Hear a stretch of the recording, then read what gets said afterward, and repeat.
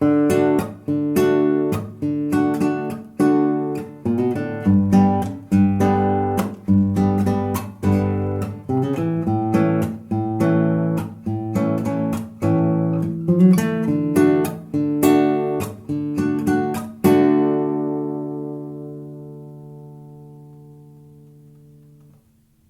to my second video techniques lesson.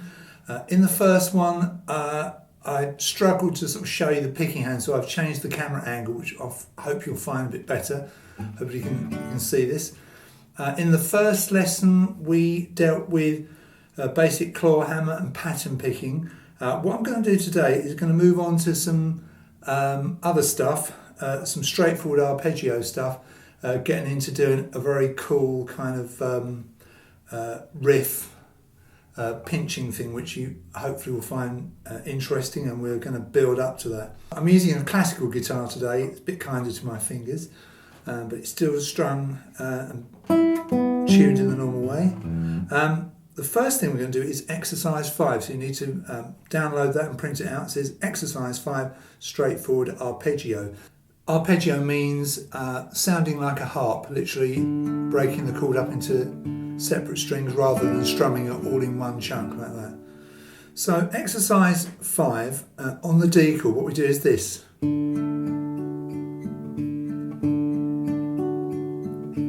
Now you've probably heard that before.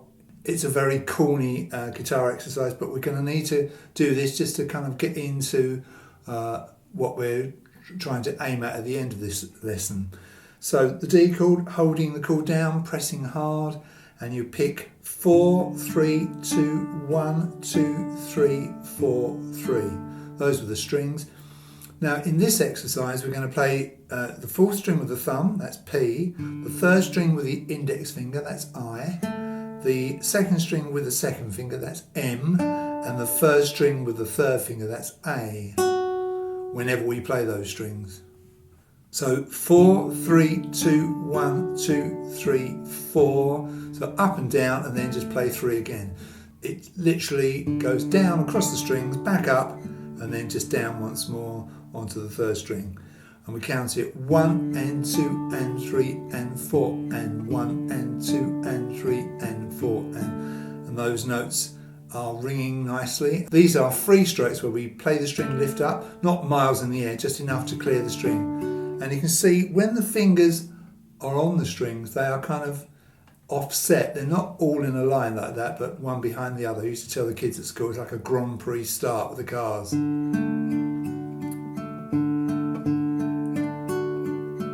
So 1 and 2 and 3 and 4. And that's a bar of 4 beats.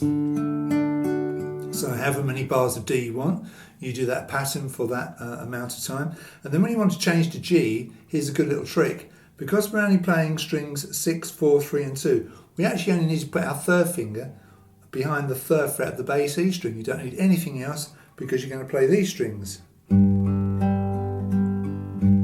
6, 4, 3, 2, 3, 4, 6, 4. Actually, if you just play strings 4, 3 and 2 open, that is a chord of G, as a matter of interest. We're going to put that bass note on it.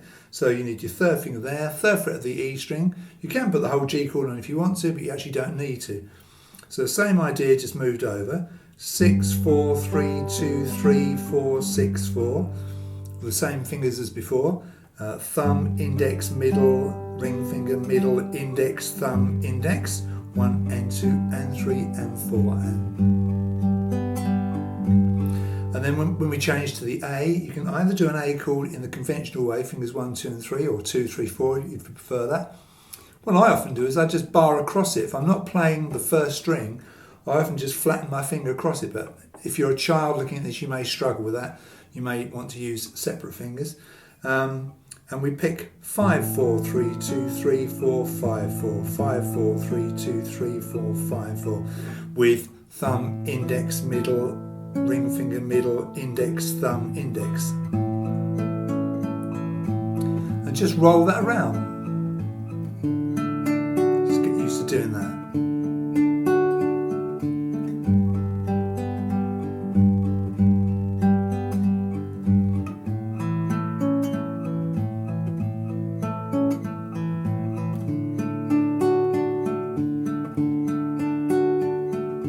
notice how natural that looks. If it looks a bit spiky and weird and you're bringing your thumb and your fingers up too high, it's probably not going to sound too great. So keep it minimal, keep that movement minimal.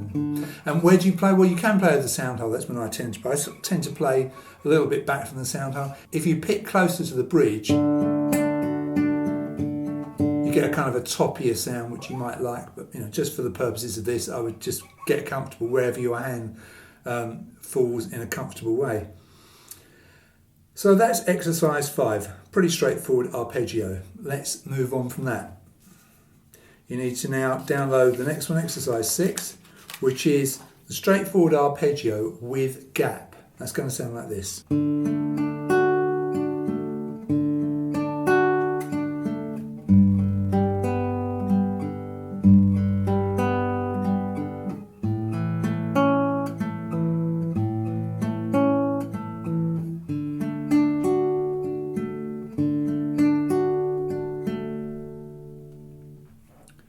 You've probably heard that sort of thing before. It's probably actually easier than the previous exercise. So we're picking in strings 4, 3, 2, 1, 2, 3.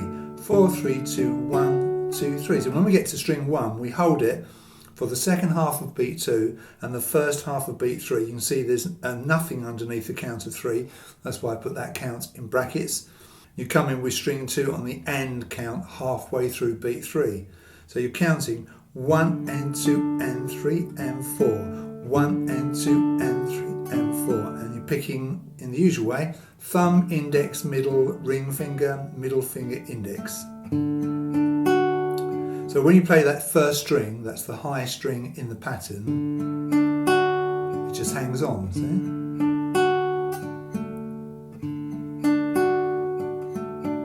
Could play string 2 again if you wanted. For the G chord, you only need that third finger on the 3rd fret of the bass E string, and it's 6, 4, 3, 2, 3, 4, 6, 4, 3, 2, 3, 4.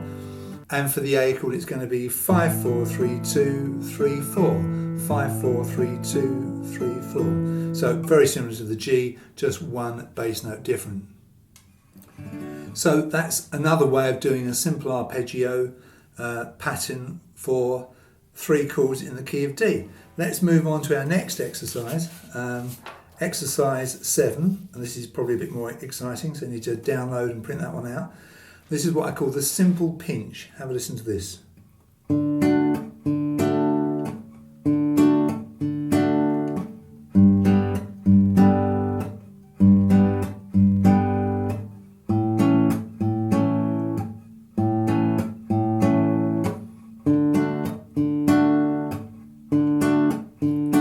That's got a nice cool sort of punchy R&B thing going on there.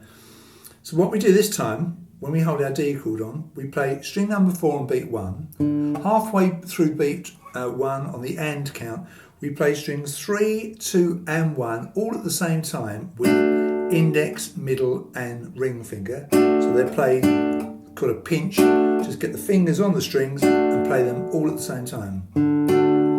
And then on the and count after 2, you play string 4 again, and on beat 3, you play the pinch of the 3 strings again.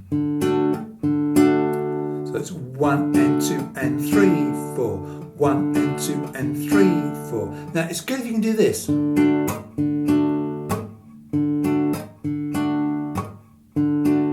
Now, what am I doing there? I'm bringing my thumb and my fingers down on the strings that I normally play, without actually playing them, just touching them, and you get that kind of percussion. And you do that on beats 2 and 4. And incidentally, if you're a drummer, or if you've ever heard a drum kit being played, normally it's beats 2 and 4 where the snare drum falls. So that's a kind of a snare drum built into your guitar playing there. See? And the G chord, you're going to play string 6, 4, 3, 2 together. Same thing with just the single finger G chord. And the A chord, like before, string 5, 4, 3, 2 together. And back to the D. So let's play that all the way through.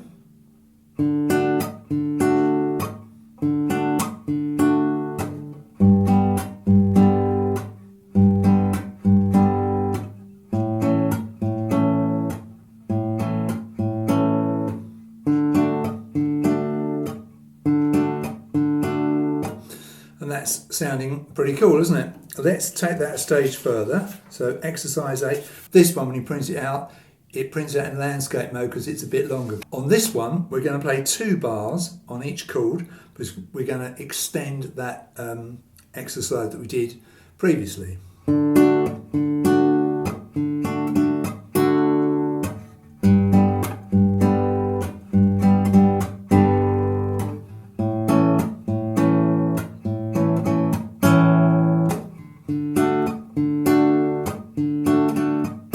So the first bar is the same, except on the AND count of 4, you play string 4 again. So you got on the D chord,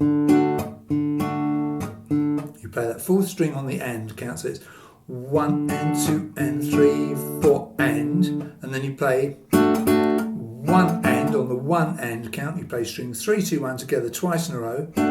Nothing on beat 2, and on the AND count of 2, halfway through beat 2. You play strings 4, 3, 2 and 1 all together with thumb, index, middle and ring, P-I-M-A. So you've got... So the last thing you play in that second bar is that pinch of 4 strings, which is held for the second half of beat 2, all of beat 3, all of beat 4. And you can still do your percussion on beats 2 and 4, both bars. So on the G chord, same thing, it's string 6. On the end you play string 6, 4, 3 and 2 together. On the A chord, notice that here I am barring across it, but of course you could use the conventional fingering. This is 5, 4, 3 and 2 on the end.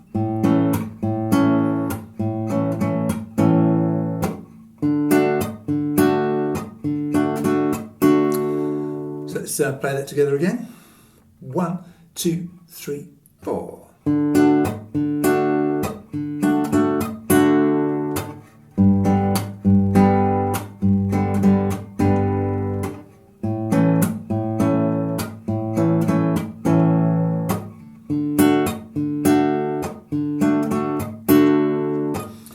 I think that sounds great. A bit more exciting, isn't it, than just going...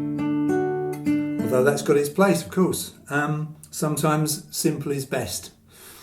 Right, the final exercise, exercise number 9, is the one that we've just played, but it's got a little riff on the end of it. So this is what we're going to do.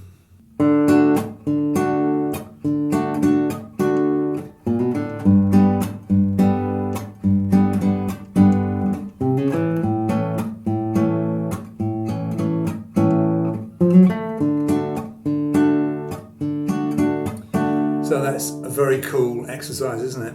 So it's what we did in the previous exercise, but on the final beat of the second bar, we do a little riff. So on the end of the D section, we do this. This is a pattern to take you into the G chord, and it is using my simple note code. If I say 1A, look at the end there, you'll see 1A, 2A, OD. 1A means first fret of the A string, so this is not a chord. First finger, A string, first fret, and then it says 2A. Right, underneath the 1A it says thumb, so play the A string with the thumb, with the finger behind the first fret, and then hammer, that's the H, hammer the second finger down behind the second fret of the A string, that's a hammer on, where you actually get the sound of the note without plucking again. The sound comes from the finger hammering down on the string. And then to finish that, you play the open D string with the index finger. So play the A string with the thumb, first fret of the A, hammer to the second fret of the A without playing the string again, then play open D. And that will take you straight into the G chords.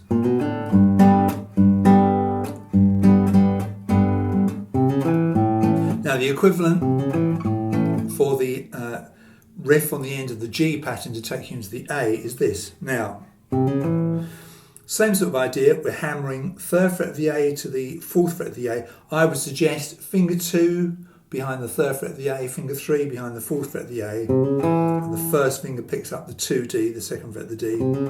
Again, play the A string with the thumb, hammer to the 4th fret, and then when you play the D string, 2nd fret the D string, use your index finger. You just had, this time, it's moved up a tone. See? Now, I find it easier to do the A chord that comes after that in that bar. But you could go, you could play the A in the conventional way. After all, the 1st finger is going down on the 2nd fret of the D, which is where it is for the A chord anyway, so it's your choice. See?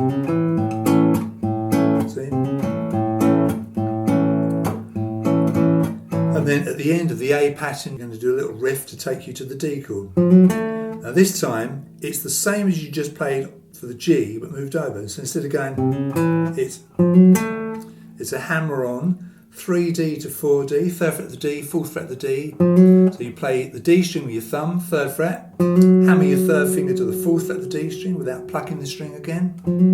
1st finger falls on 2G, pluck that G string with the index finger, and the 1st finger is then in the right place for the D chord to start again. So let's play the whole pattern. I love this, I think it sounds great, I hope you do too.